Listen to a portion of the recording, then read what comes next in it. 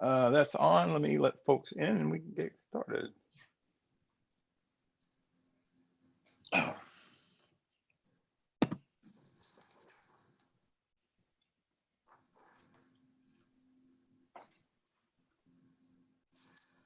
my God. Hold on. You know, I always print out the day's program and my notes about it. Well, it's always like 2 pages, and my smart little self printed out the first page. On to the back. You got the bio I sent you, right? Yes. Okay. And I need to print my second page. Okay. Look at all these beautiful faces. Oh my gosh. Amazing. Amazing. Good morning. Yeah. Morning. Morning. Beautiful. Morning. Good morning. Good morning, friend. Morning. Morning. Good morning. Okay. Let's see here. Good morning. Morning. Good morning. Morning.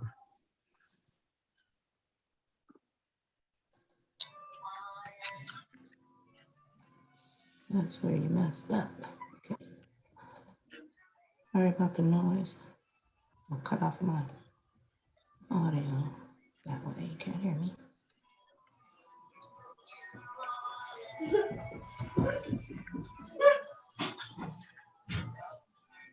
Good morning, everyone. Aloha.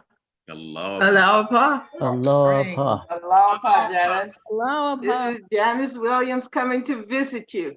Yes. Welcome. Good to see you, my friend. Good to see you. I miss you so much, It's been a Janice. while. Yes, Yeah. it's been a while. I You're see looking Baba. well, too.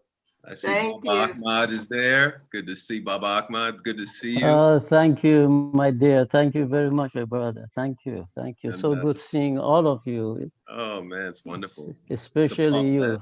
Big sister Paulette's here. Oh my, good to see you, sweetheart. Good to see you. Yeah. I see Donna from our 552 Grand Street. Hi, Ahmad. Hey, Donna. So Oh glad man. seeing you. And here is our dear What's Joe. Vincent is here. Good to see you, Baba Vincent. It's been a long time. Oh my God, it's been a long Hey, time. my friend. How are you? Oh man, so good to see you. Wow. And Hermione, it's good to see you too. Mm. Hi, Hermione. John Hampton, good to see you. Hi, everybody. And Don Erdman. Hi, everybody. Aloha. Hi. That sounds like Paulette Trail, but I don't see your picture, but I sure. You don't? Yeah, I see Hello, it. sister. There. I see it. Hello, friend. Aloha. Good morning. Aloha. Morning. Good morning. Aloha. No. Friends, can I ask 9 of you to volunteer to read our devotions for this morning? We have 9 devotions every week, and we need 9 participants if possible. Thank you, Connie. Who else can raise their hand?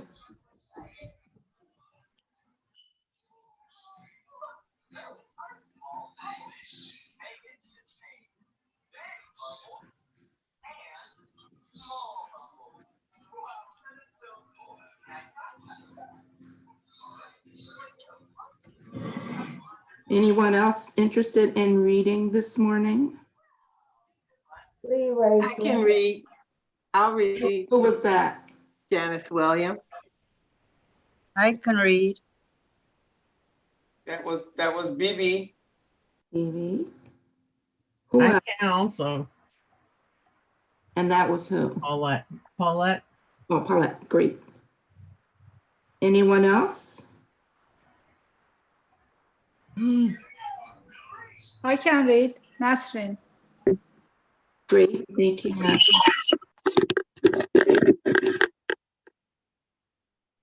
Anyone else? 5, we need 4 more. I can read also. Was that Ahmad? Yes. Great, thank you. Who else, please? Anyone else? You've got 2 raised hands there. Can you see? Oh, I see Vincent.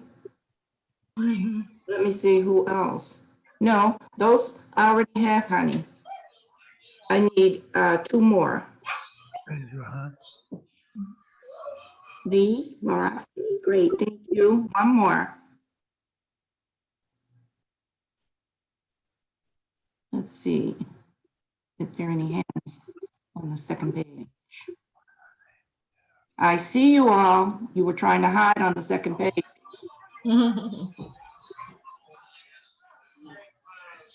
Would anyone else like to read?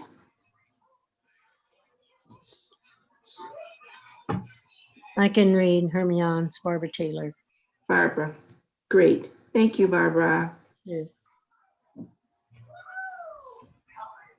Well, friends, it's 11:06 and I'm going to suggest we go ahead and get started. Ooh, look how many people. Wonderful.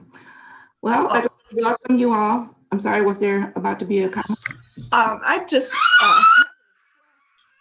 I didn't get an invitation to this. I had someone forward the invitation to me. So if I could get an invitation, I'd appreciate it. Barbara? Okay, if you could put your email address in the chat, I'll copy it down and I'll be sure to forward, to add you on to the future email list. I'm going to ask that you mute yourselves unless you're reading.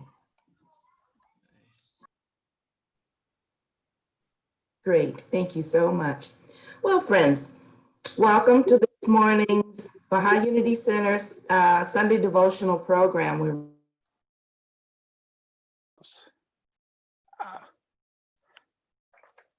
You got muted, Hermione. Hermione, you're muted. You're muted, Hermione. I'm muted. There you go. Well, yeah, now you're back now. Whole Sunday program and I was muted. No. Okay. Yes. That's what happens when we mute everybody. Okay, I'd like to welcome all of you to the Sunday morning devotional program for the Baha'i Unity Center, South DeKalb County, Georgia. Allahu Akbar, dear friends, God is most glorious. Around the world, you know, the teachings of the Baha'i faith brought to us more than 150 years ago by His Holiness Baha'u'llah, its founder, and whose name in Arabic means the glory of God. His teachings have inspired and continue to inspire individuals and communities as they strive to improve their own lives and contribute to the advancement of civilization. Baha'i beliefs address such essential themes as the oneness of God and religion, the oneness of humanity and freedom from all forms of prejudice, the inherent nobility of the human being, the progressive revelation of religious truth, a gradual unfolding of God's purpose with the appearance of each divine teacher, the development of spiritual qualities which allows us to reflect the image God made us in, the integration of worship and service with work performed as service, performed in the spirit of service, actually being accounted as worship in the eyes of God, the fundamental equality of the sexes more widely evidenced in a setting of equal opportunity, the harmony between religion and science as an established fact, the centrality of justice in all human endeavor, the importance of education, particularly for children, and the dynamics of the relationship that strive to bind together individuals, communities, and institutions as humanity advances towards its collective maturity. Friends, we've been having amazing programs each week, and today is no different. We're pleased to have you join us. Again, welcome. We'll begin with opening devotions, followed by music from Mr. Don Erdman. Chris? I will call your name as it's time for you to read. Connie, if you will be first. Thank you. Oh my God, there is no one but thee to allay the anguish of my soul, and thou art my highest aspiration. O my God, my heart is wedded to none save thee, and such as thou dost love. I solemnly declare that my life and death are both for thee. Verily, thou art incomparable and hast no partner. O my Lord, I beg thee to forgive me for shutting myself out from thee. By thy glory and majesty, I have failed to befittingly recognize thee and to worship thee. While thou dost make thyself known unto me and cause me to remembrance as beseemeth thy station, grievous woe would betide me. O my Lord, wert thou to take hold of me by reason of my misdeeds and trespasses, no helper do I know of other than thee. No refuge do I have to flee to save thee. None among thy creatures can dare to intercede with thyself without thy leave. I hold fast to thy love before thy court, and according to thy bidding, I earnestly pray unto thee as befitteth thy glory. I beg thee to heed my call, as thou hast promised me. Verily, thou art God. No God is there but thee, alone and unaided. Thou art independent of all created things. Neither can the devotion of thy lovers profit thee, nor the evil doings of the faithless harm thee. Verily, thou art my God, he who will never fail in his promise. O my God, I beseech thee by the evidences of thy favor to let me draw nigh to the sublime heights of thy holy presence and protect me from inclining myself toward the subtle illusions of all else but thee. Guide my steps, O my God, unto that which is acceptable and pleasing to thee. Shield me, though thy might, from the fury of thy wrath and chastisement, and hold me back from entering habitations not desired by thee. The Baha'i. Thank you, Connie. Janice?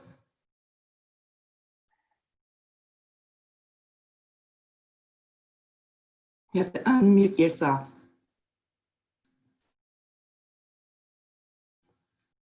Let me see. Go. I have awakened in thy shelter, O my God, and it becometh him that seeketh that shelter to abide within the sanctuary of thy protection and the stronghold of thy defense. Illumine my inner being, O my Lord, with the splendors of the day spring of thy revelation, even as thou didst illumine my outer being with the morning light of thy favor. Baha'u'llah. Thank you, Janice. Baby? Okay. According to the teachings of Baha'u'llah, the It says, family be a oh my unit. God, oh my God.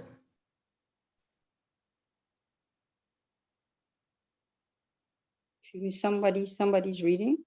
Yasmin, it's the one on the screen that you're to read from. Oh, okay. Oh my, sorry about that. Okay, let me see. Oh my God, unite the hearts of thy servants and reveal to them thy great purpose. May they follow thy commandments and abide in thy law. Help them, O God, in their endeavor, and grant them strength to serve thee. O God, lead them not to themselves, but guide their steps by the light of thy knowledge, and cheer their hearts by thy love. Verily, thou art their helper and their Lord. Baha'u'llah. Thank you, baby. Okay.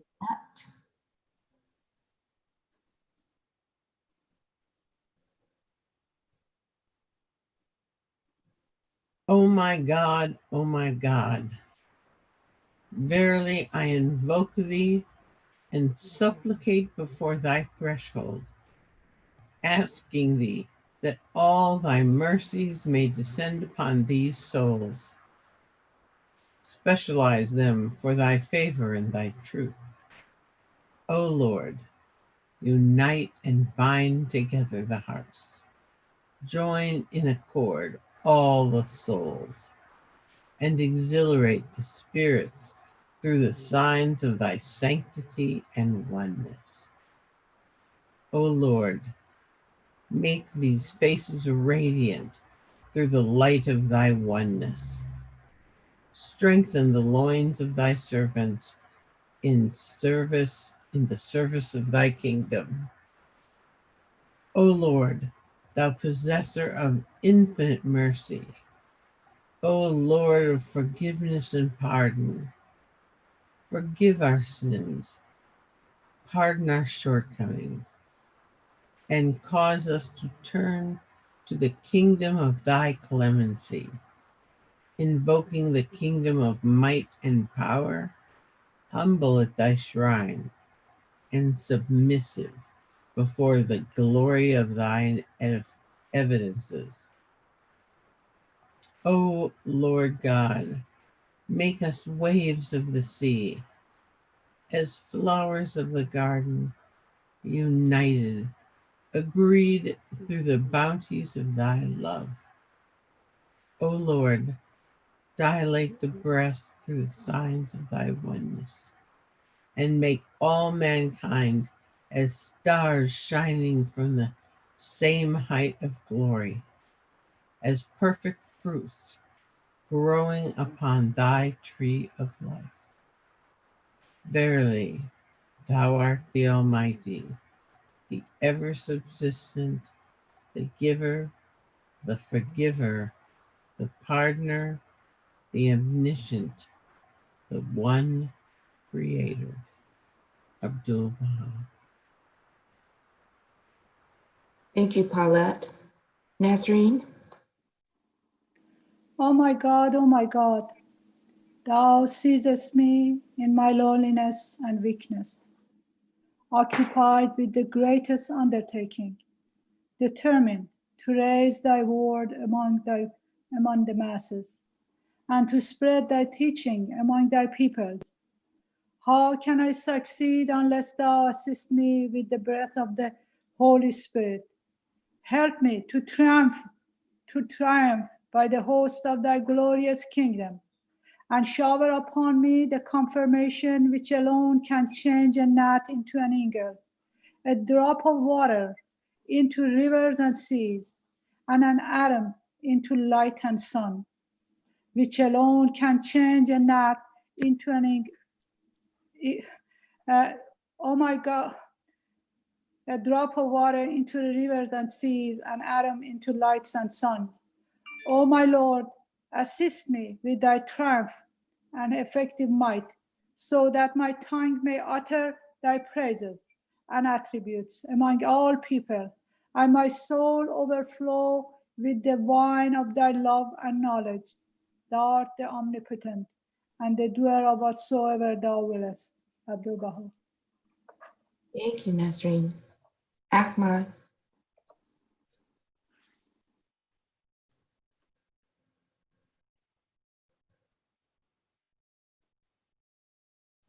It is better to guide one soul than to possess all that is on earth.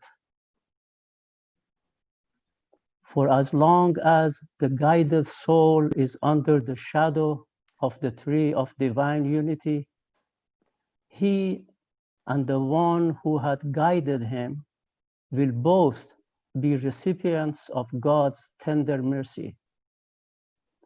Whereas possessions of earthly things will cease at the time of death. The path to guidance is one of love and compassion, not of force and coercion. This had been God's method in the past and shall continue to be in the future. He causeth him whom he pleased to enter the shadow of his mercy. Verily, he is the supreme protector, the all generous. There is no paradise more wondrous for any soul than to be exposed to God's manifestation in his day, to hear his verses and believe in them, to attain his presence, which is not but the presence of God, to sail upon the sea of the heavenly kingdom of his good pleasure, and to partake of the choice fruits of the paradise of his divine oneness. The Baha'i. Thank you, Lord. Benson?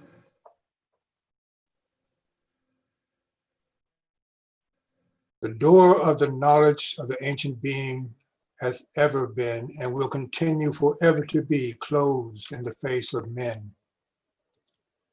No man's understanding shall ever gain access unto his holy court.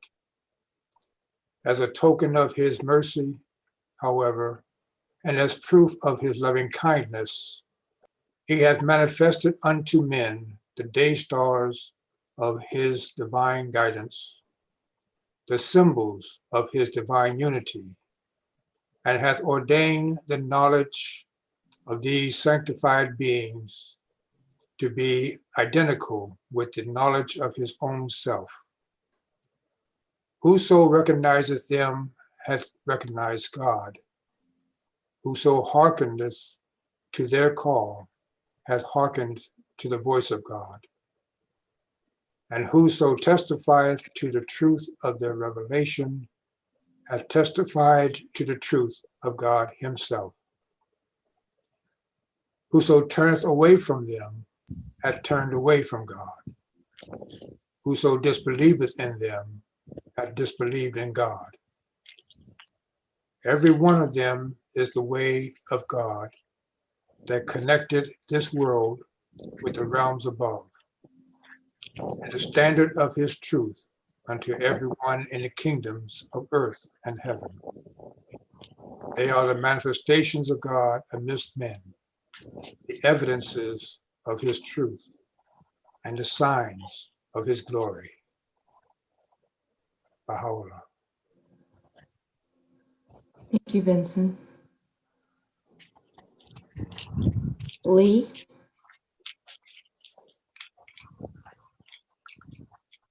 Consider carefully all these highly varied phenomena, these concepts, this knowledge, these technical procedures and philosophical systems, these sciences,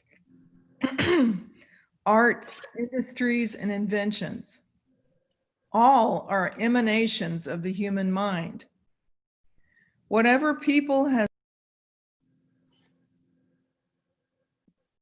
Lee, you're muted. I am sorry. Okay.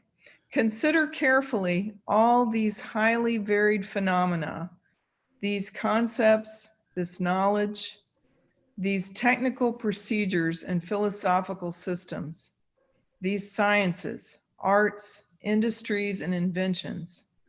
All are emanations of the human mind.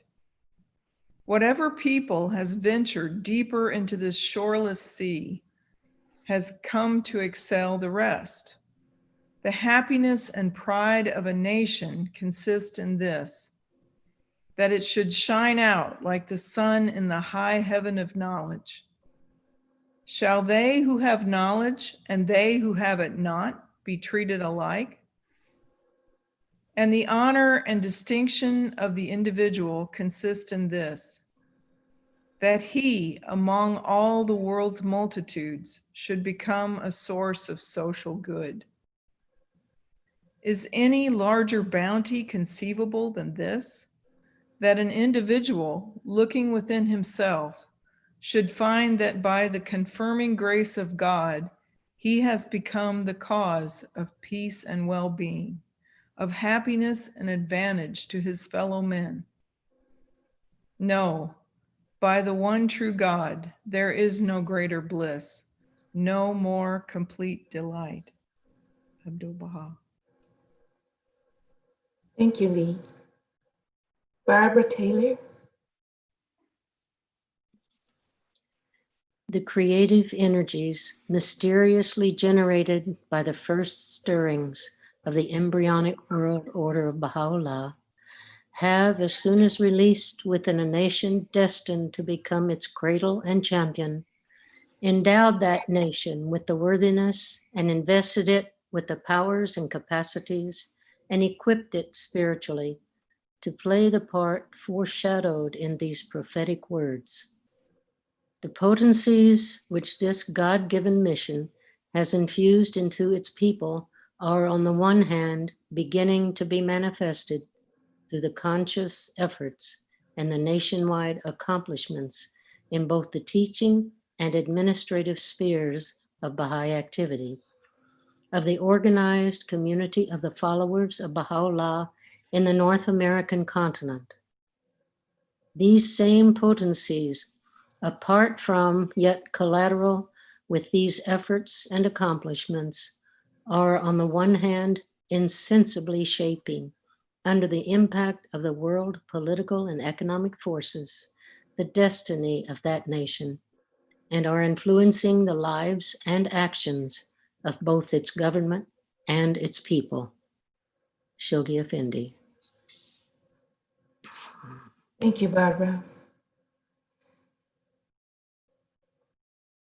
Friends, that concludes that portion of our devotional program. It's time for the healing prayer. And I'm not sure. Don, are you doing the healing prayer? Barbara, I don't know who. I will say it this morning. Okay. So if any of you wish to remember a loved one through the prayer for healing, please feel free to call out their name at this time. Chelsea Reynolds. Imam, Zairun, Hugh Adamson. Gregory Kokoski. Zamani, Hey, Walter Harper. Nasir, Bruce Reynolds. Sam and Melissa. The Reynolds family. Tom Trail. Jack Gillibo, Puran Ravajpur. Rosemary Ryan. The Varner family.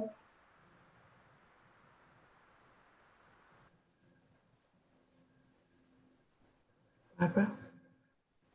Thy name is my healing, O my God, and remembrance of thee is my remedy. Nearness to thee is my hope, and love for thee is my companion. Thy mercy to me is my healing and my succor in both this world and the world to come.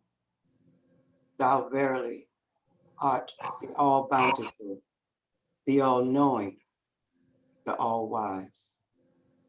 Baha'u'llah. Thank you, Barbara. Friends, we're going to be having some music offered by truly accomplished musician, Mr. Don Erdman. I will leave it to him to let you know about what he's going to do. Don? All right, thank you. You're welcome. I'm going to play on my clarinet a song written by Hooper Dunbar and Safa Kinney. It's called Ya Baha'ul Abha.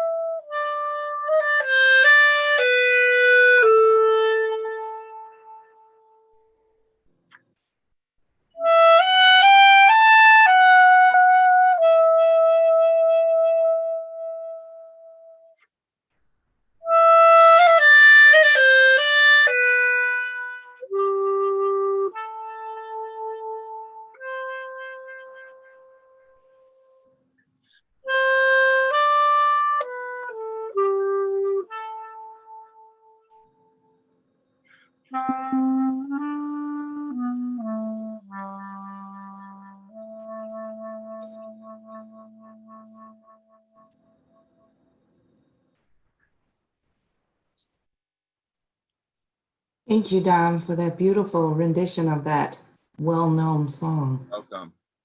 Beautiful. Is that the only piece that you will be doing this morning? Well, I'll do whatever you ask.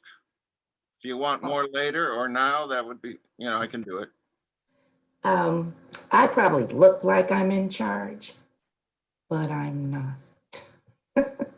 So if you feel so inspired later, and if we have the time, then feel free to share with us. At this time, thank you for that so much, Don. Sure. This time, we're going to, each week we're blessed to have a guest presenter to come and share with us their insights on a particular topic.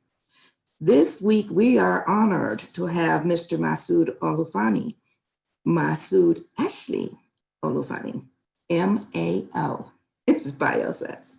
I'm going to read it to you so that for those of you who are not necessarily familiar with his background, this will give you some insight. He is an Atlanta-based actor, mixed media artist, and writer whose studio practice is rooted in the discipline of sculpture. He is a graduate of Morehouse College and the Savannah College of Art and Design, SCAD, where he earned an MFA in sculpture in 2013. Masood has exhibited his work in group and solo shows, nationally and internationally. He has completed residencies at the Vermont Studio Center, the Hambidge Center for Arts and Sciences, and Creative Currents in Portobello, Panama. He is a 2020 South Arts Cross-Sector Grant recipient for Elder, a site-specific installation created to coincide with the redevelopment of the historic David T. Howard School in Atlanta.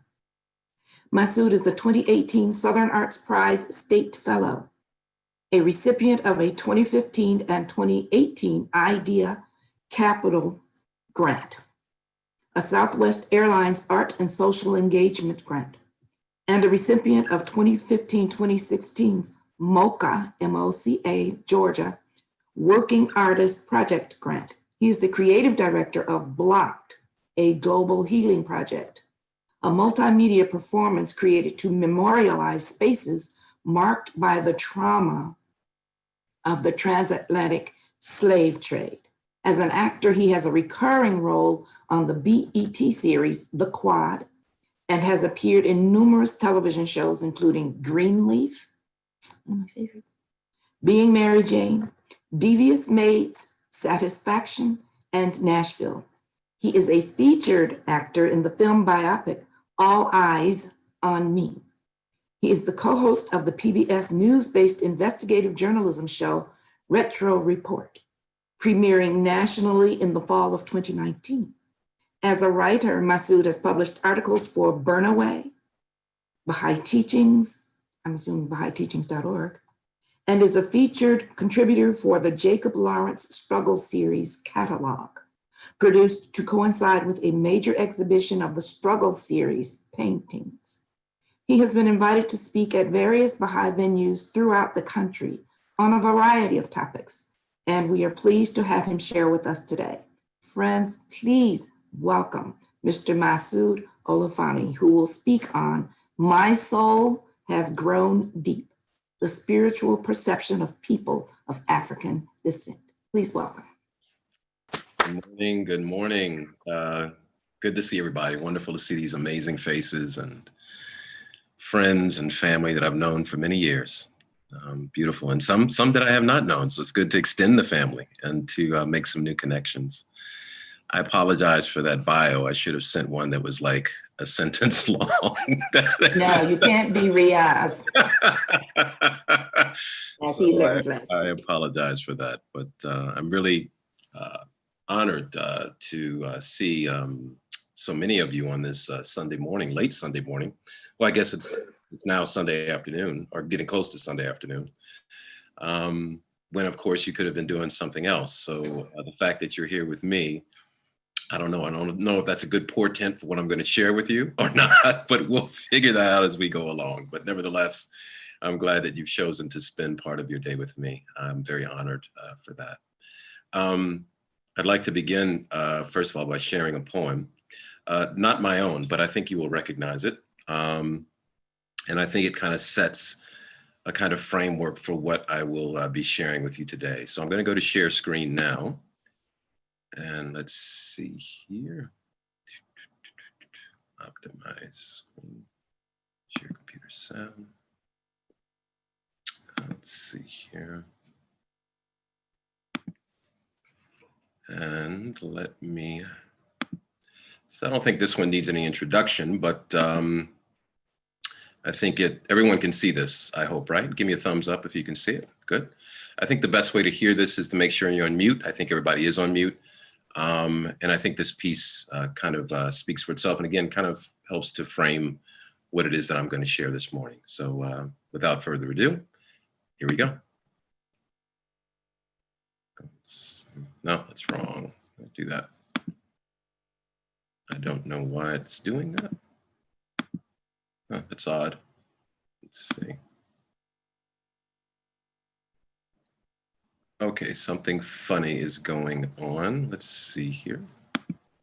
I didn't plan this, guys, so we'll figure this out. Hold on one second.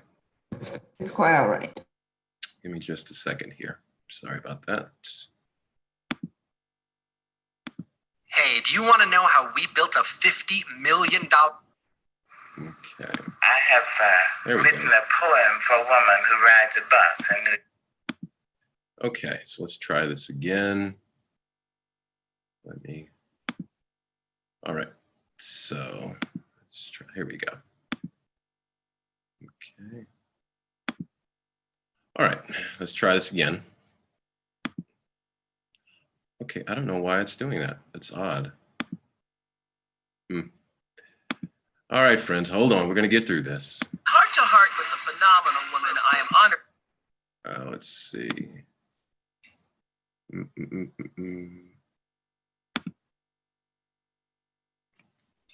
Okay, let's try this one. Maybe this one will work. Okay. I was going to share a different one, but this one is the same thing. So we'll try this one. We'll see if this one works.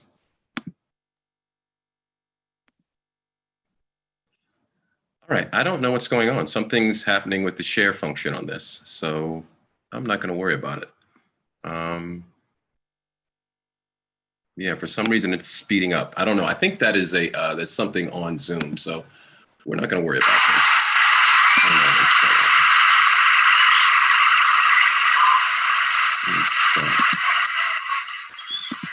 Master, can you go out and come back again? Yeah, I'm gonna. 1 second. I open my. 1 second. Let me do this. Stop video. All right. Let me stop share. Okay. I'm going to go in again and see if we can pull it up. Dr. Joy Hardiman, the executive director of our Tacoma campus, who will do the introduction. Okay. I have written a poem for a woman who rides a bus in New York City. She's a maid. She has 2 shopping bags. When the bus stops abruptly, she laughs. If the bus stops. All right, guys. I don't know what's going on, but we're not going to worry about that. So, yeah, Masood, we can actually hear it. Yeah, when you're I know not you sharing it. I mean, you could just play it, perhaps. Okay. All right. Well, let me do that. We were hearing it. Okay. All right, then I'll play it for you. Then we won't worry about the. Or if you want, I have it pulled up. If you can do that, that'd be awesome. Share it That'd be for great. you. That'd be great. Thank you. 1 second.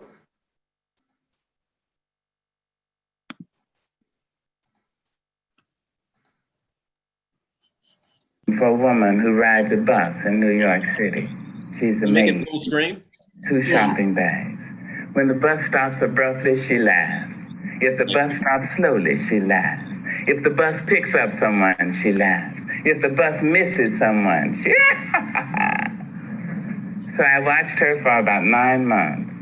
I thought, Now, if you don't know black features, you may think she's laughing. But she wasn't laughing. She was simply extending her lips and making a sound. I said, oh, I see. That's that survival apparatus.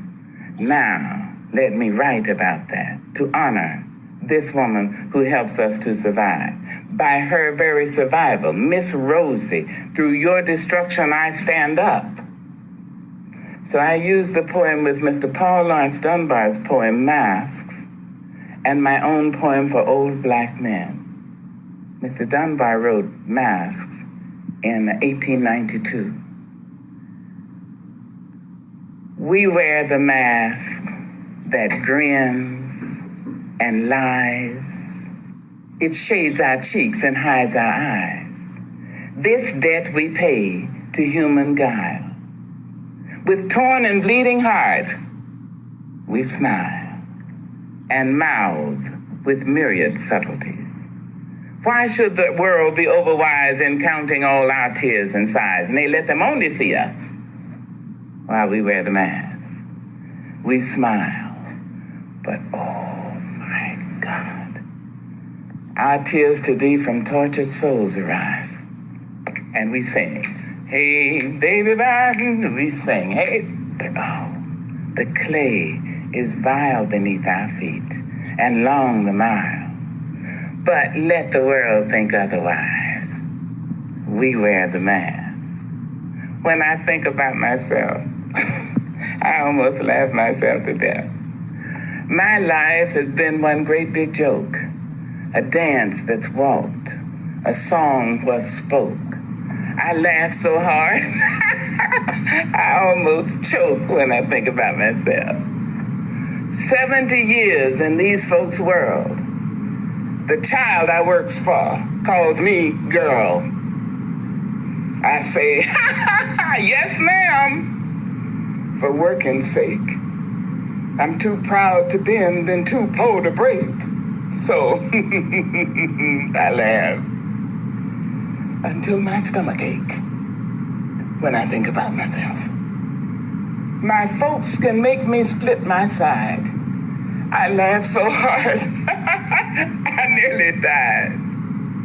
The tales they tell sound just like lying. They grow the fruit, but eat the rind. I laugh until I start to cry when I think about myself and my folks and the little children. My fathers sit on benches. Their flesh count every plank. The slats leave dents of darkness deep in their withered flank, and they nod like broken candles, all waxed and burnt profound. They say, but sugar, it was our submission that made your world go round. There in those pleated faces, I see the auction block, the chains and slavery's coffles, the whip and lash and stock. My father's speaking voices that shred my fact and sound. They say, but sugar, it was our submission, and that made your world go round. They laughed to shield their crying. They shuffled through their dreams. They stepped and fetched a country and wrote the blues in screams. I understand their meaning. It could and did derive from living on the ledge of death. They kept my race alive by wearing the mask.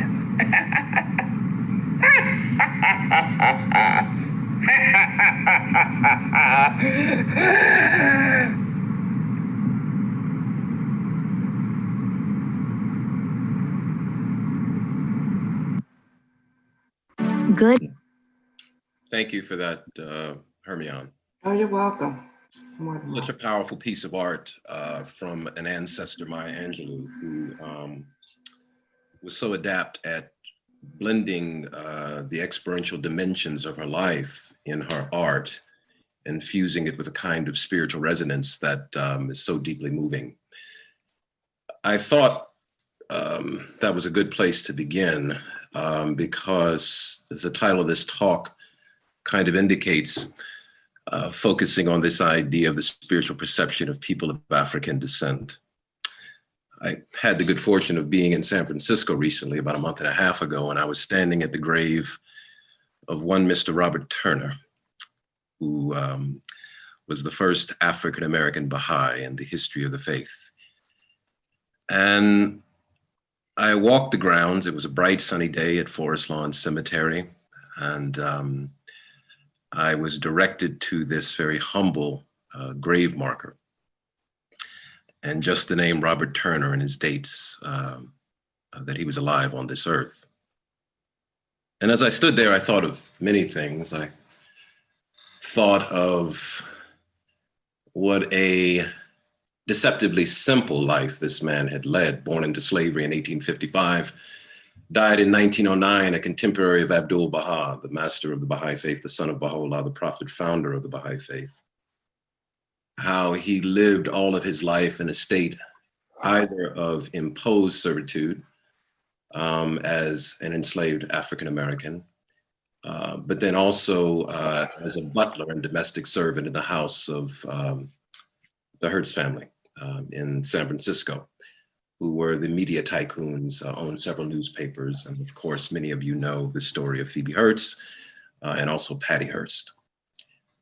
I thought of the irony of this person who had lived as a servant all of his life, and how he was described by Abdul-Baha, the beloved master, as being a door through which an entire race would enter the kingdom of the faith of God. I thought of the description that Abdul-Baha used to describe him as he looked upon a photographic image of Mr. Turner prior to his pilgrimage to the Holy Land. And he compared him to the pupil of the eye, the very wellspring of light. He said, "Thou art dark in countenance, but art beautiful. Thou art like unto the pupil of the eye, the very wellspring of light, through whom the contingent world is made visible." I thought of the irony, the seemingly inconsistency of this person who was a member of a group of people who had known mostly degradation and subjugation, but being elevated to a spiritual place of distinction that put him in many ways at the forefront of spiritual transformation. Indeed, Black people as a whole being identified as the wellspring of light, the means be for the entire human family. Of course, this metaphor is not something that was new to Abdul-Baha. It was one that Baha'u'llah himself had used when he described people of African descent as the pupil of the eye.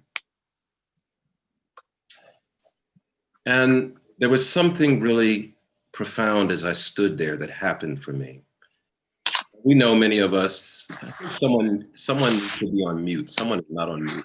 I'm hearing a lot of background if we can. I don't know who that is. Thank you very much. I thought of Abdul-Baha, the center of the covenant, the beloved master. And I thought of all of the ways that he was referred to in the writings: the ensign of the most great peace, the moon of the central orb of this most holy dispensation, the limb of the law of God, the being around whom all names revolve, the moon of the central orb of this most holy dispensation. All of these titles being applied to this beloved and holy person. But the one that he chose for himself, that he decided to call himself above all others, was servant. That was the title that he chose for himself. Indeed, it is said that servitude to the human race was his perpetual religion. And I thought about the spiritual connection between Abdul-Baha choosing the positionality of the servant and Robert Turner, who had spent his life as a servant. And Abdul-Baha looking upon his photograph prior to his pilgrimage and remarking about the spiritual distinction of this beautiful, sable-colored individual who was so dark in countenance, but filled with this kind of spiritual light. I thought about the great destiny that people of African descent have been given in the faith, how we have been in many ways the most degraded, the most objectified, the most marginalized group of people within America. And yet Baha'u'llah, Abdul-Baha, Shoghi Effendi, the guardian of the Baha'i faith, the grandson of Abdul-Baha, talks about the great spiritual destiny of this maligned and abused group of people. I thought about my own family on my mother's and my father's side, all of whom my ancestors had been enslaved African Americans. I thought about those who had picked cotton in the central part of Texas near Dallas, where my father came from. I thought about those who cut sugar cane in St. Croix in the Caribbean.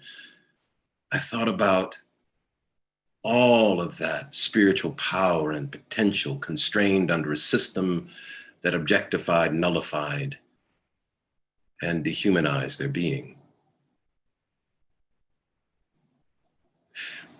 I thought about why Baha'u'llah chose this idea of pupil of the eye to describe this group of people. And as I stood there and as I reflected, something came over me. And I realized it wasn't because within the DNA of people of African descent, there is some special strand that makes us unique and special in that way.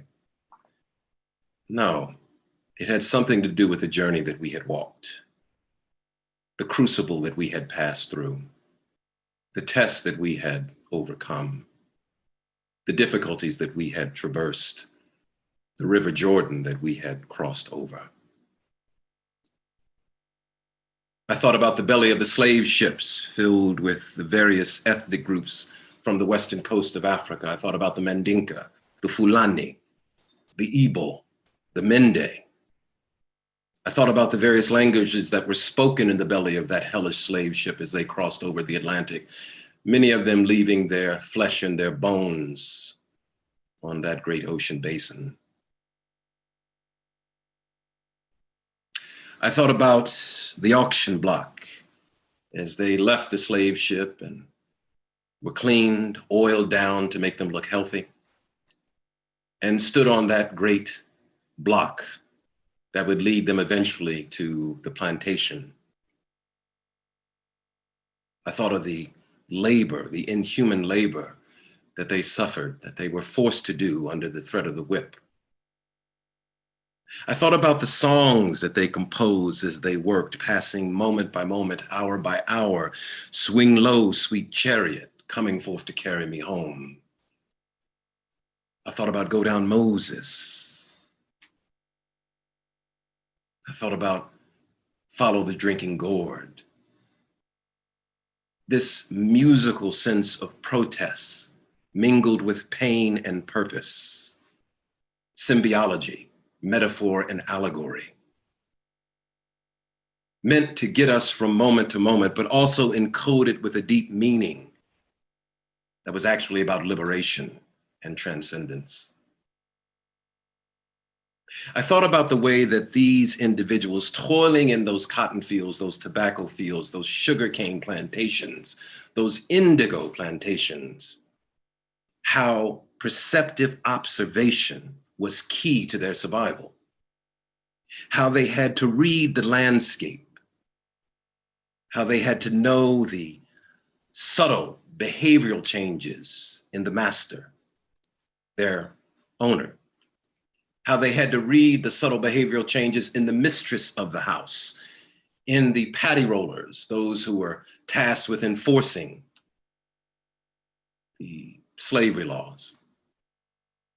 All of this power of perception, this ability to see and read the landscape, a cultivated sense of being at the heart of their existence, made necessary by a consistent and persistent existential threat. I thought about the duality of the African-American experience, how in some sense, as dear Maya Angelou says, that we wear the mask, how we are at one, two people in the existence of one body. How in one sense, what we present to the world is one thing, but we carry within us this other reality that historically we have not felt safe to let out until we know that the surroundings are a safe space for us to exist in fully with all of our humanity. I thought about what that does to a human being, to live at that intersectionality of tension between one's humanity, but also the realities of one's physical existence. And I saw clearly why Baha'u'llah said, in thinking about that we are as the pupil of the eye. Because that cultivated sense of perception, that power, that way of seeing, again, imposed, developed consciously as a way of surviving the hellish conditions of slavery, of Jim Crow, of systemic injustice. How that cultivated sense of being is essential as we work collectively to eradicate the structures of systemic injustice. And who better than us to see the landscape than those who have existed within the nexus of that crucible, who have struggled to live with the dichotomy of their existence, to overcome the challenges of their circumstance, to just live and be, to raise families, to laugh, to cry, to grow old, to be human. There's a magic, there is a mysticism, a kind of spiritual alchemy there, something quite beautiful. The great Nigerian philosopher and writer, Isabi Arobi, talks about the multiple methodologies or modalities of learning, the ways of passing information from one generation, from one person to the next. We know, of course, that in Western culture, that the written text is held as the primary way of passing information from one person to the next.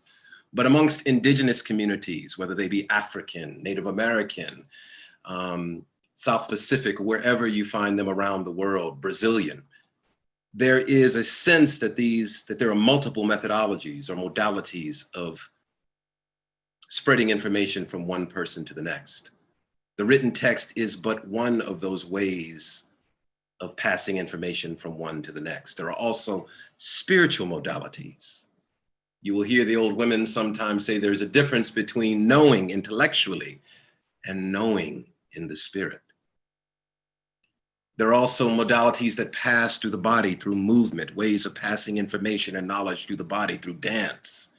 Also through the drum. Oh, the drum, the powerful drum, that instrument of rhythm, of memory and meaning that mediates our inner reality and our external reality. Through food, through spices, where history, the culture of a people can be passed actually through what we prepare in the kitchen. All of these ways, all of these multiple ways of knowing, part of that great ocean of knowledge that Baha'u'llah talks about, knowledge being a vast ocean. But historically, because of the supremacy of the written text, we have cut off these other tributaries, these other ways of knowing. And it is that sense of being, that spiritual sense of knowing, that made those Africans mobile libraries as they pass from the western coast of Africa to the plantations in the Caribbean and also in North America. And that sense, that spiritual sense of knowing, fused with purpose, generated by the existential threat that they existed in on a daily basis, created something beautiful and also tragic. Tragic in the sense that the circumstances by which they lived in made it necessary for them to develop this way of seeing, this power of perception that was essential to their survival, but also majestic, beautiful, transcendent, because it gave humanity a way of seeing that would be essential to our spiritual development and forward progress. So as I stood on that lawn looking at this humble stone, then turning my head and looking up the road to see the great mausoleum structure of the Hearst family, and comparing that to this humble marker that stood for this remarkable human being who lived this humble, self-effacing existence, imposed by a power structure that was meant to degrade and dehumanize him, but nevertheless gifted with this spiritual distinction that although this marker humble in stature, nevertheless his impact and influence was grander than the Hertz family mausoleum just up the road. The irony of that, the seeming contradiction of that.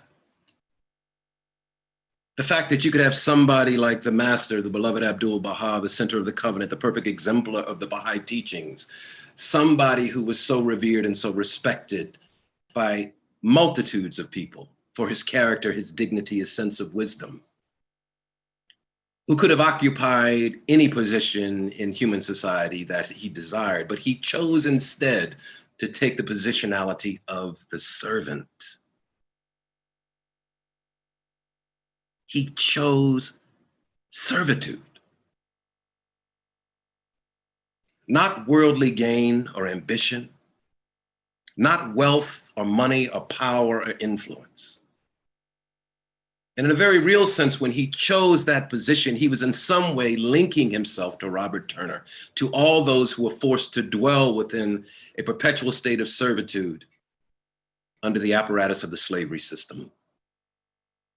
And in that sense, he elevated the objectified, the dehumanized, the marginalized to the forefront of spiritual transformation. What must have that done for our African American brothers and sisters? To know that in a material sense, in the social structure in which they were forced to dwell, that they had no power, they had no sense of agency as far as the state was concerned. They had no purpose other than to serve the dominant culture.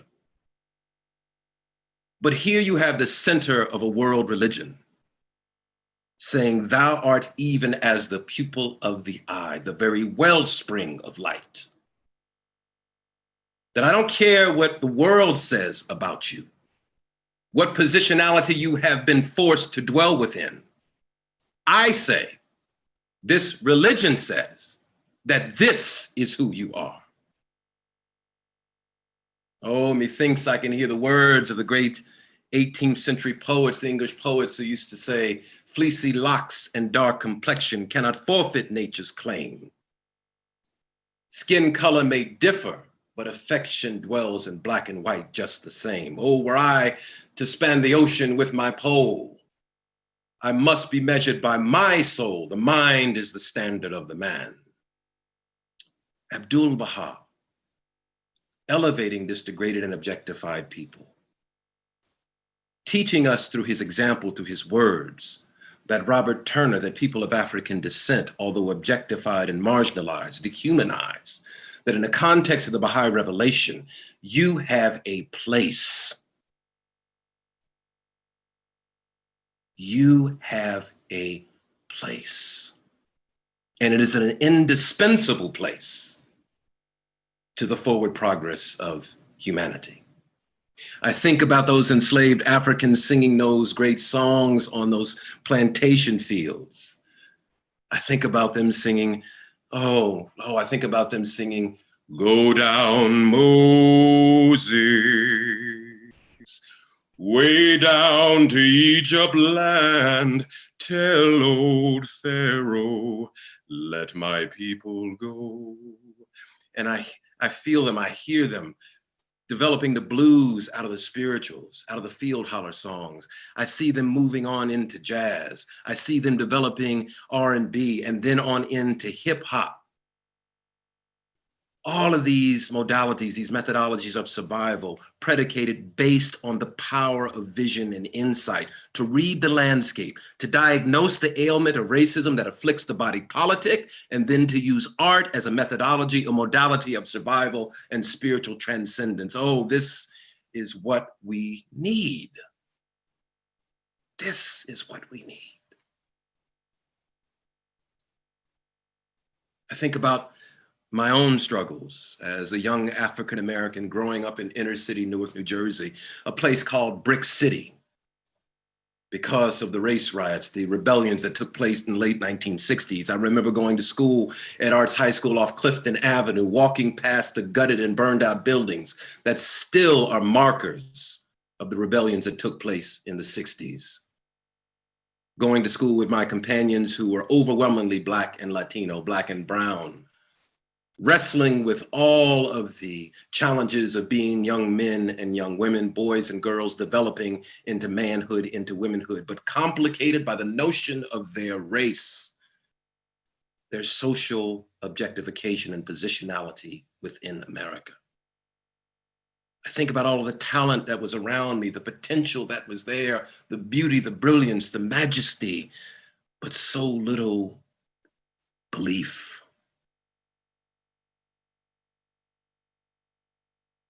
I think about what is lost every time we look at a child who comes from a marginalized social condition and we dismiss, diminish, or constrict their possibility.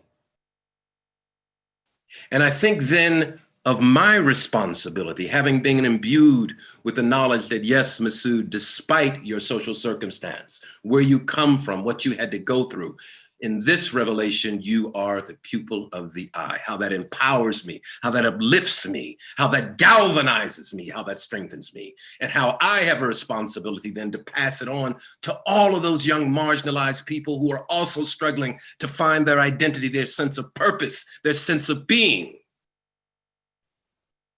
And how that is not only my responsibility, but it is all of our responsibility. How all of us generated by this love, by this divine love, taught this knowledge through the divine teachings of Baha'u'llah, given the example of Abdul Baha, the teachings of the Guardian, the guidance of the Universal House of Justice, how all of us have a moral and ethical responsibility to grab that child who is wrestling with their own sense of identity and say, yes, yes, your complexion is dark and beautiful, and your soul is light.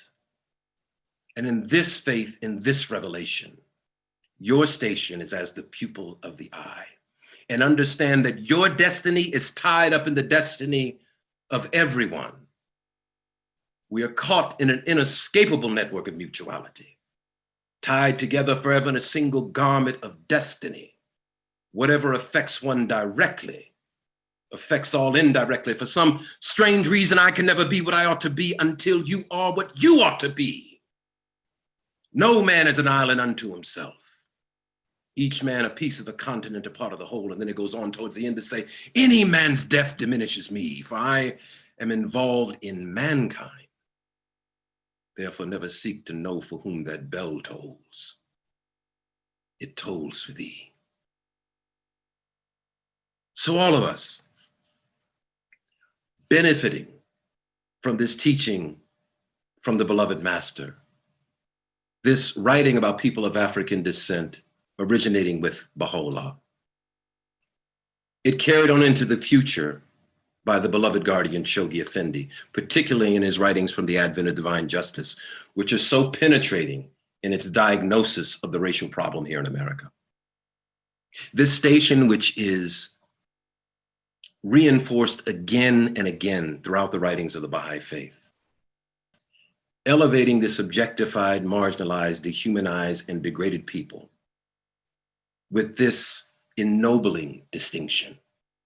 In essence, seeing them for who they are, imbuing us with this powerful distinction, not because we are inherently special, but rather because of the journey, the trials and the tribulations that we have walked through. And dear friends, this faculty, this quality does not just belong to Black folk. It is the station that we have been given, but it is for the entire human family. So when I see a young person or anybody who is struggling with their sense of purpose, their sense of identity and being, I can look at them and with love in my heart and say, you may not know who you are right now, but the Baha'i writing says you are the pupil of the eye. And that becomes a door, in some sense, in the same way that Robert Turner was a door for an entire race of people to enter the kingdom, for them to enter into a new sense of understanding of themselves, to see that despite their social condition, their circumstance, that they have a purpose, a spiritual purpose, designated by the prophet founder of a beloved world religion that gives them a mission, a sense of identity, a sense of pride and dignity, despite how the world sees us. Whew, friends.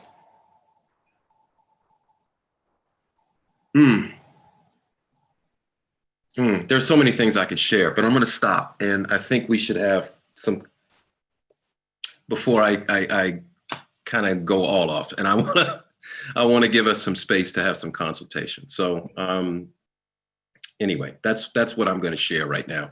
And let's talk, because I'm interested in learning from you all as well. So. Well, thank you so much, Masood, for that magnificent and brilliant presentation, opening with the poem from Maya Angelou and Paul Laurence Dunbar merged together. It was our submission that made your world go round. That was an amazing insight from that. And talking about Robert Turner as the door and tying it into the pupil of the eye, designation as a door as well, which are both incontrovertibly intertwined and connected. To tell you that term, sable colored, sincerely. And the phrase spiritual modalities and perceptive observation, what being the key to survival, all of that was absolutely fantastic learning this morning. So thank you once again, and I'm gonna go ahead. I need to change my screen back to gallery. Because I see me and I don't want to see me. Okay. We're opening up to questions. Please raise your hand. If you know how to raise your hand electronically on the participants, under the participants list, do that. If not, raise your hands and I will record as I see whoever is raising their hand. If you have any questions, comments.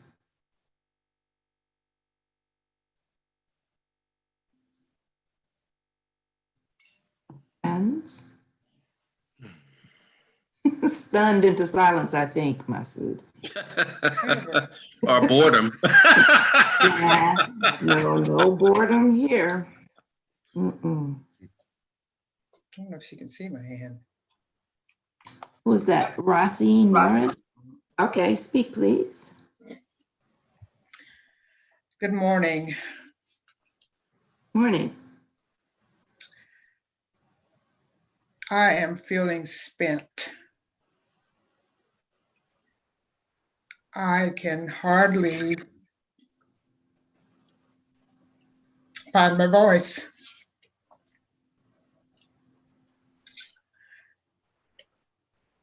Because I think I feel all the pain that you so necessarily brought to us this morning. I feel the weight of it all, and I feel the responsibility of it all. And I am a conscious person. I'm a conscious person because I live with the intentionality of consciousness. And I read with the intention of consciousness. And I listen and I study with the intention of consciousness. But most of all, I feel with the intention of remaining always conscious of where you brought us, where you started this from, going back to the belly of those slave ships when our ancestors were brought here.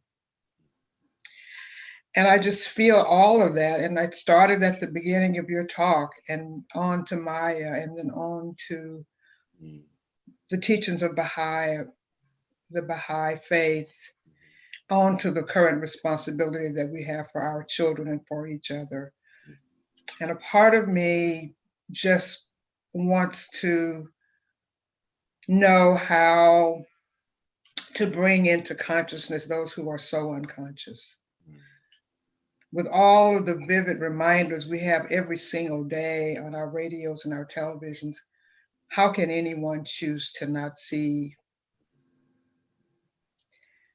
And yet I think sometimes maybe it is easier and less painful not to. Because being that pupil of the eye and being a seer and being a knower means that you are in pain and grief a lot of the time during the day. So I just want to commend you. I wish you were here in Savannah where we could just have you and be around the light that you bring and the wisdom that you bring and bring our young people to see you. Maybe you can video this and send it to Connie Morgan here in Savannah so we can see you all the time and play this back and remind ourselves of what our responsibilities are. I just want to say thank you as an elder. I'm just so joyous that I joined in this morning. I was not going to, but what I would have missed. And let us all be more aware now of what we need to do, the responsibility that we have as the pupil of the eye to help others to learn how to see. Ashe. Did you want to respond? Well, I mean, I don't know what to say to hear an elder. I'm a bit overcome to hear an elder say that.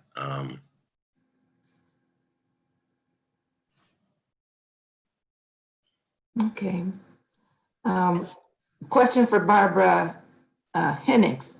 Was the talk recorded this morning? Yes, it's presented live on YouTube and it's also recorded.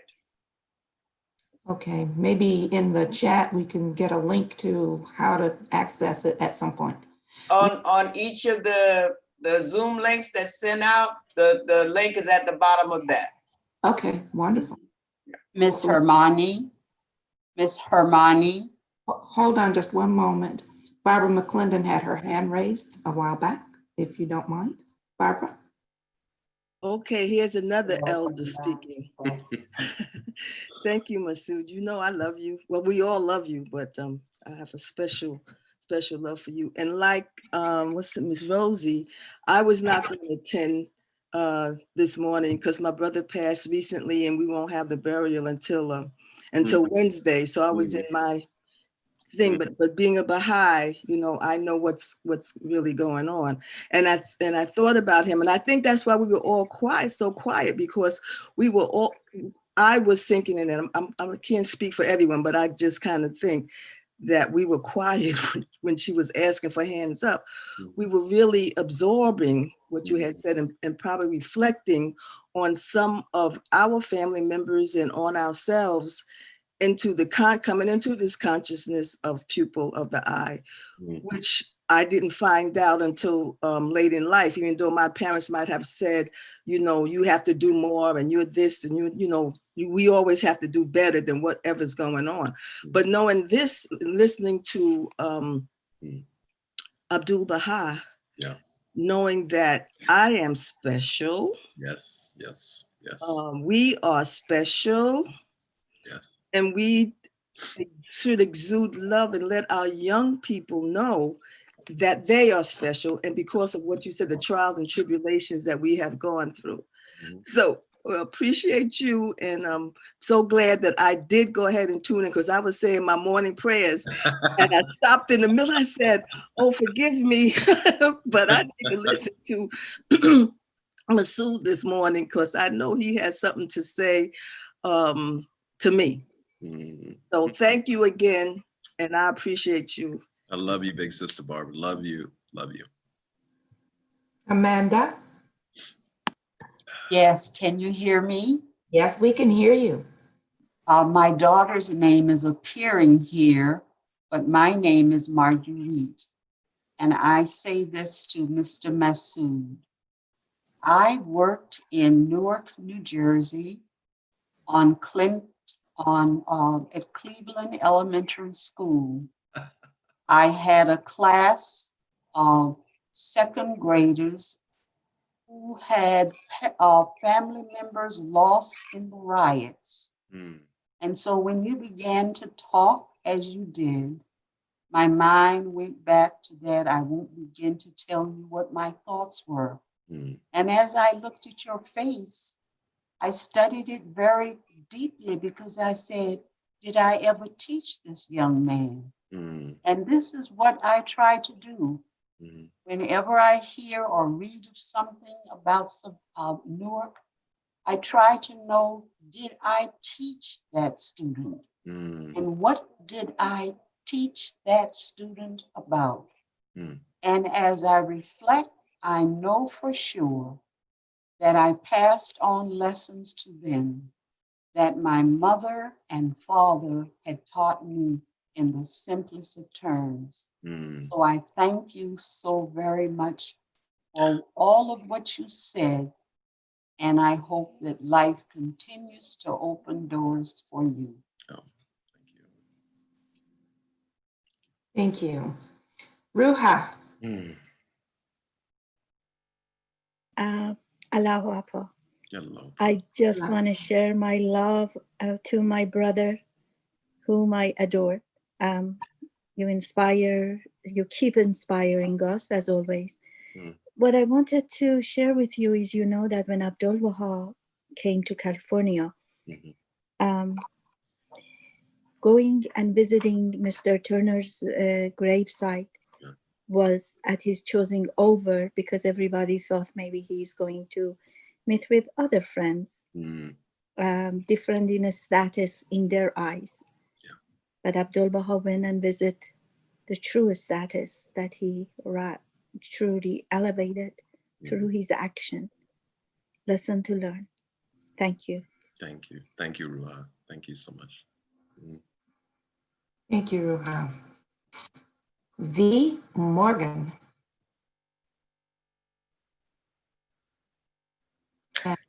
Aloha, Pa. Aloha. Aloha. Thank you so much for the entire presentation.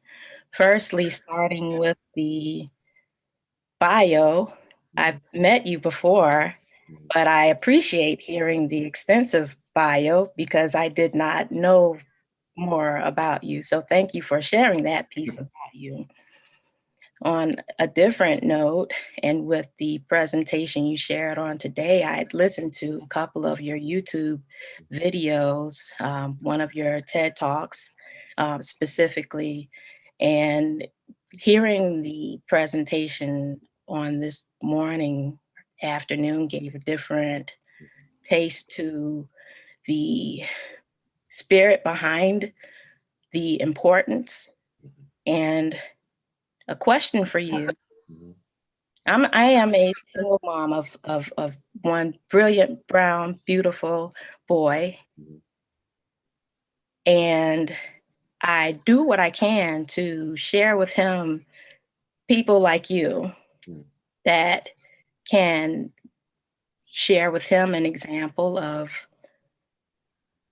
what being a believer and just all things, education, and in the pursuit of more knowledge and lifestyle and goals and dreams, sharing those things with him, just giving just other examples of another brown person that can have the same thing. He can achieve these same things. The question for you is, how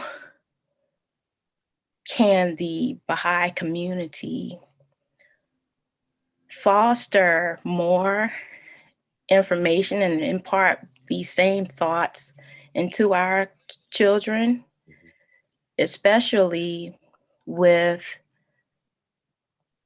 an increase or the influx and then the decline of pupil of the eye participants coming and going in the community. How do we foster an environment to help them stay and show and share the love amongst all of the Baha'i faith? Such an important question. And obviously, I think you and I are on book 8, correct, together. Such an important kind of focus of our attention and our thought, as we do see so many, we have a difficult time attracting and also retaining African Americans within the community. I think my understanding is that, first of all, I think Shoghi Effendi's Advent of Divine Justice is indispensable. I think there is a sense of urgency in his writings about the issue of race. And I'm saying this in terms of centering ourselves, right? To galvanize our sense of purpose. Because I think far too often there is a kind of lethargy, which is perhaps commingled with some fear. And also far too often a bit of indifference when it comes to reaching out to our marginalized populations. This is not just something that is exclusive to the Black community. I will also say that, having listened to some of our Indigenous brothers and sisters, there is also a challenge of reaching out and retaining our Indigenous brothers and sisters in the community. Now, of course, that has nothing to do with the writings. The writings are clear, they're emphatic, they're perfect in terms of how we are to conduct ourselves as a community, right? In terms of these populations. In fact, if we look in the Advent for Divine Justice, just to give you a brief indication of the attitude that should accompany our action, Shoghi Effendi is very clear. He says that if in the election process, right, to an institution in the faith, comes down to a person who is of the marginalized community and someone who is not, preference must be given to the marginalized. And the reason he says that's because those communities need to be encouraged, right? So I think equipping ourselves with the information, which is the guidance from the Guardian, the guidance from the House of Justice, the writings of Baha'u'llah, is first and foremost, because that helps to frame our action, right?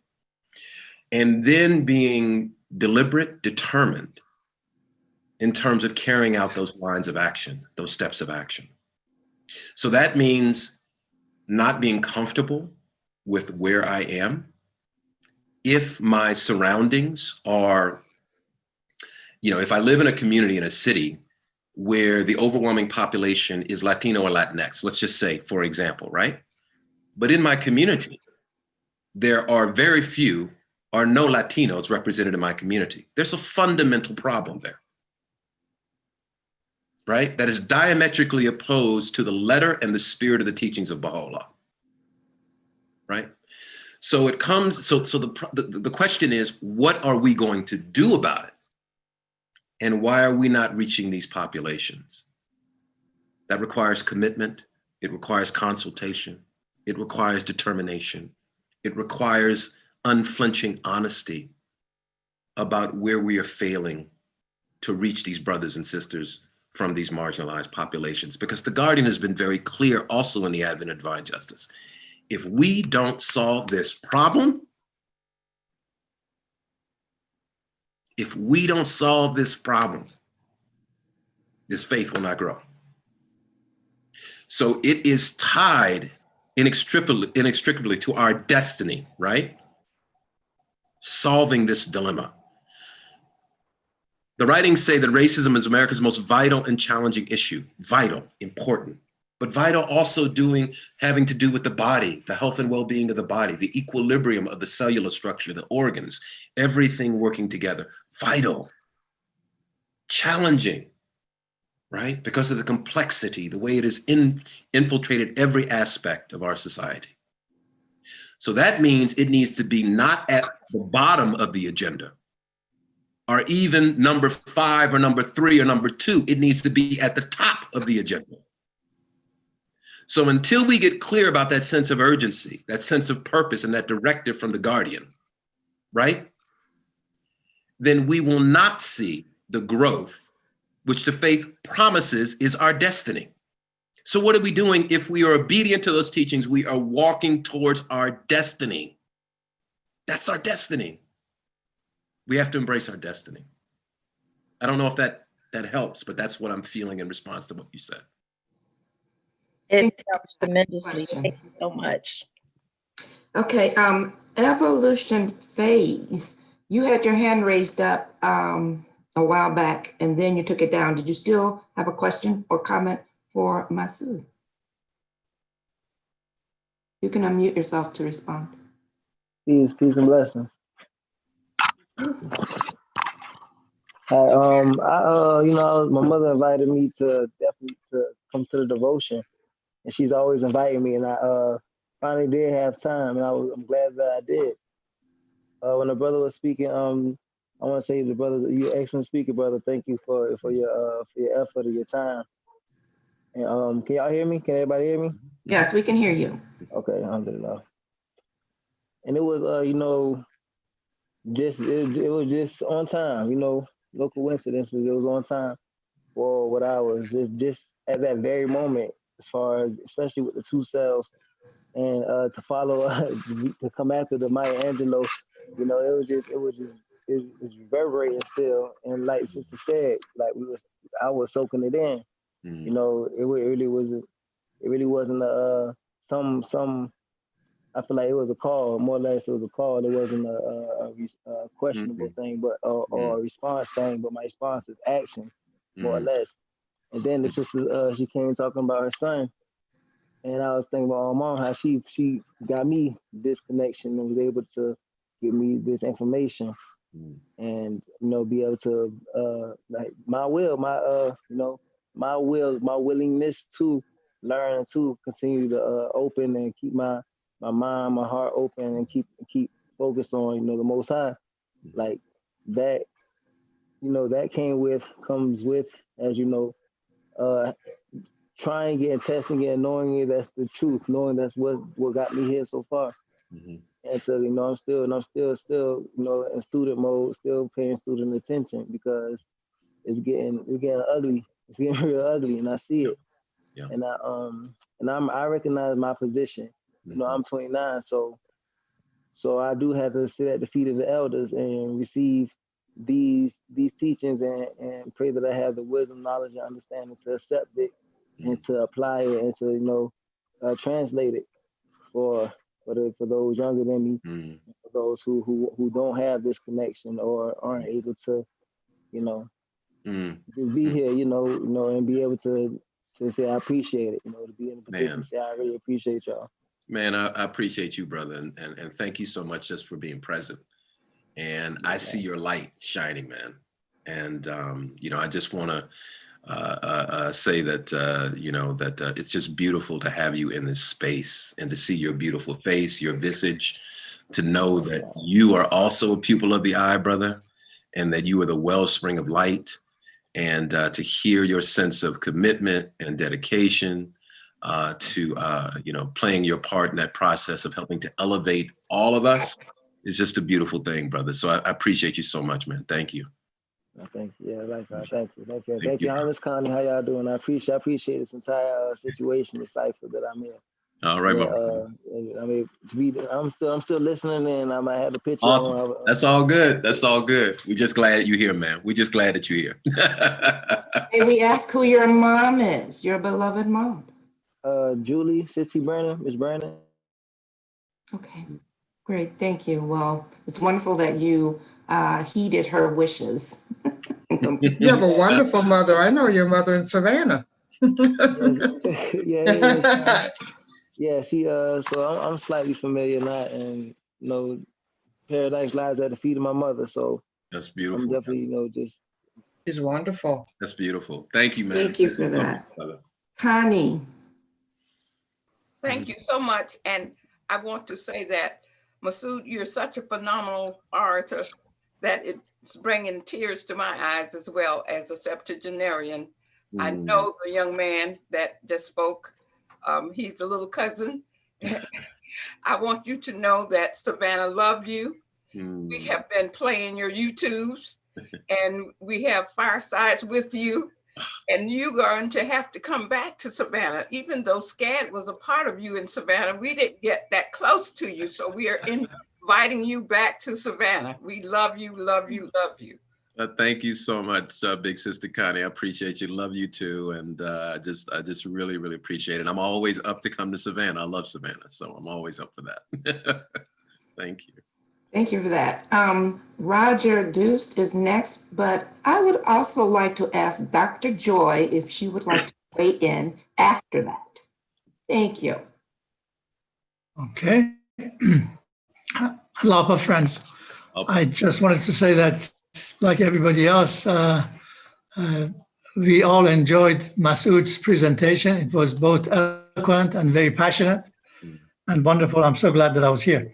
The other thing I want to say is that we all know that we have one African hand of the cause, Olenga, and one African American hand of the cause, Louis Gregory.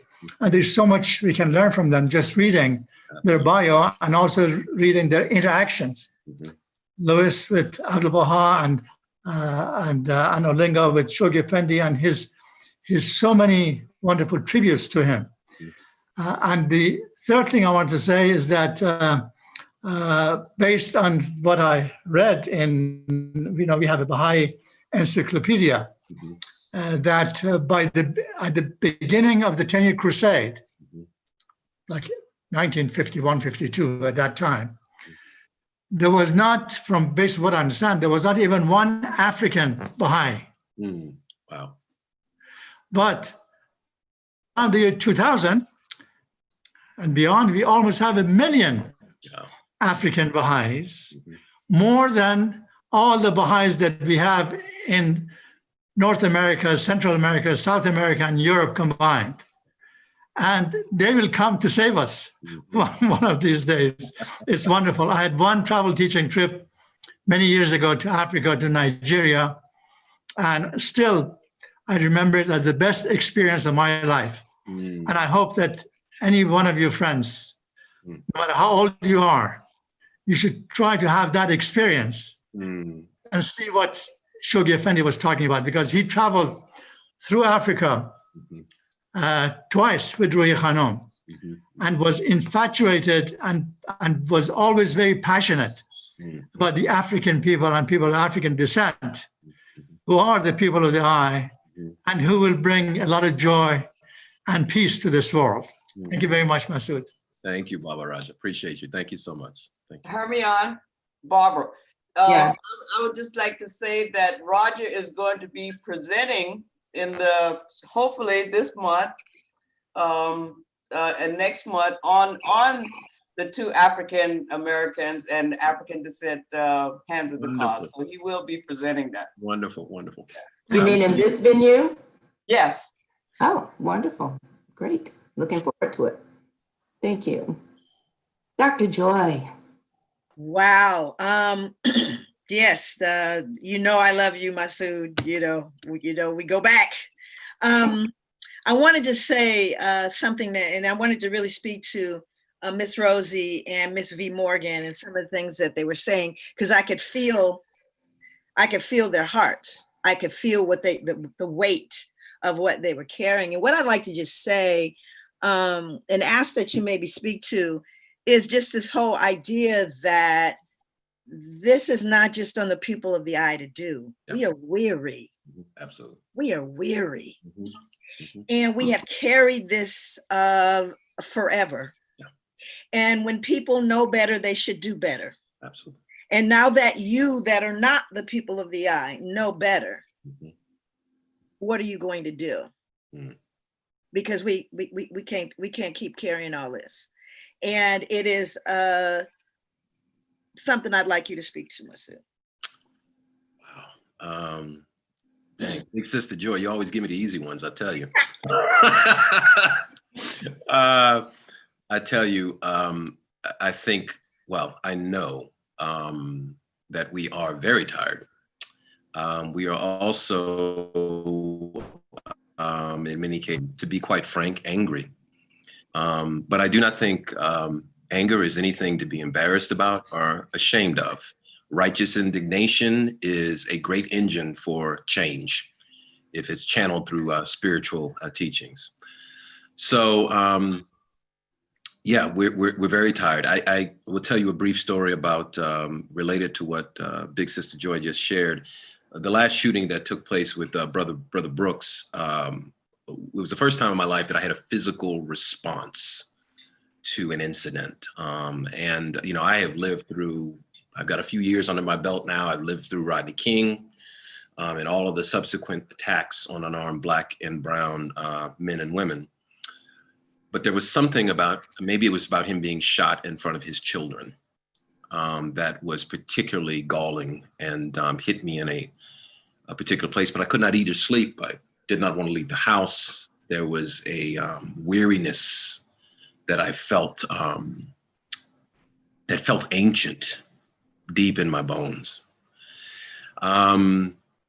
So that sense of tiredness after you have been forced to deal with these situations again and again through generations, there is a tradition of violence visited upon Black and brown bodies in America. And so that sense of weariness is not just of the now, but it is also of the before.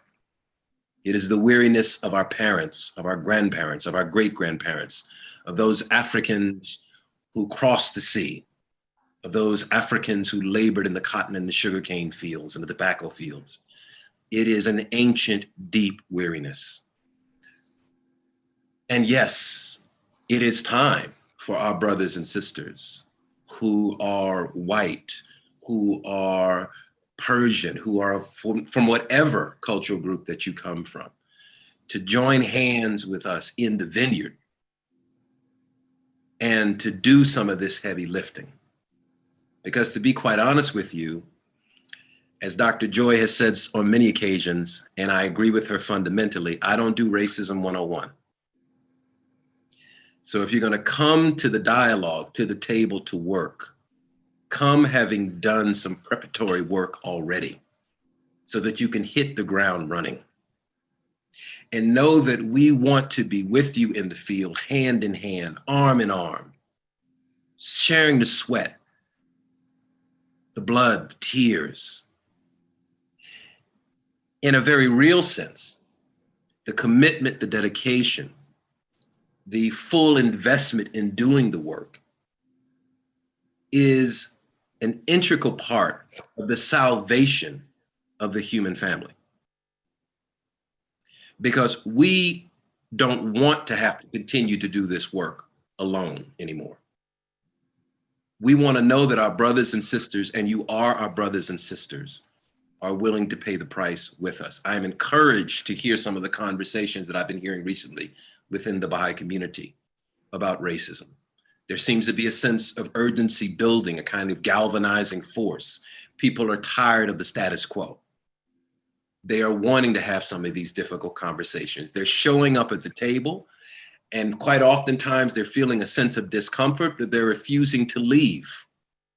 That's the kind of courage, the kind of commitment, the kind of dedication that's required for us to do this work.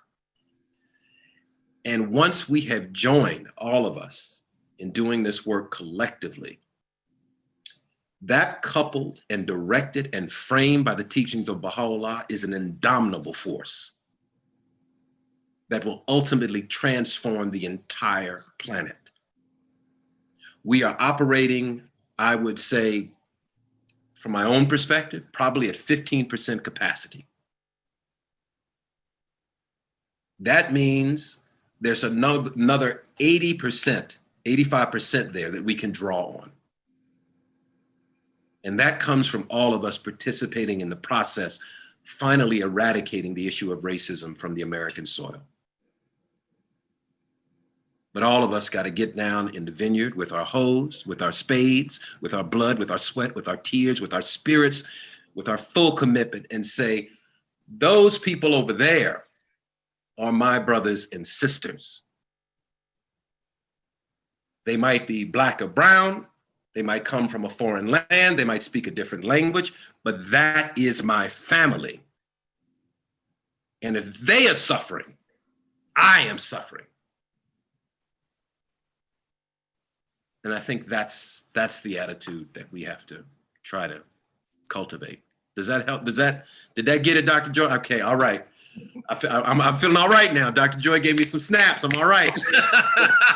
Thumbs up, yeah. Well done, Masood. Masood. Awesome question, in fact.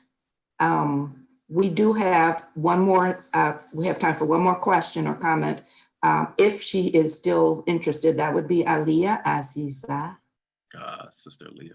Hi, hello, Apa friends. Hello. Brother Masood, I just want to tell you that my own pupils have dilated a few more centimeters just in taking in all of your brilliance and the love that just streams from your heart when you gift us with your words.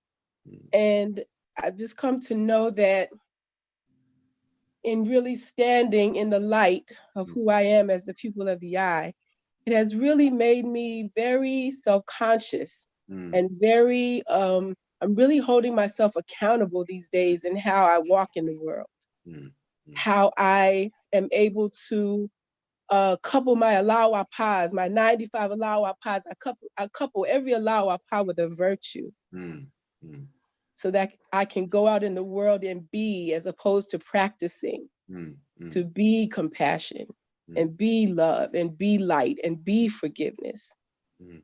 So thank you for reminding me once again how important it is to stand in this station with power and to speak truth to power. Thank you. Thank you, Sister Leah. I mean, just for your light and your beauty, the brilliance of your spirit. Every time I see you, that smile just radiates so much love and spirit. And I appreciate you so much. Thank you. Thank you. Thank you. I'm in my PJs, so I can't show up for you all today. It's all good. It's all good. It's all good. You showed up. That's the main thing. Well, great questions and responses, everyone. Thank you so much. At this time, we'd like to welcome all of our guests who may be present today. If this is your first, second, third, or next in a series of visits, please feel free to share who you are, where you're from, and how you happen to be with us today.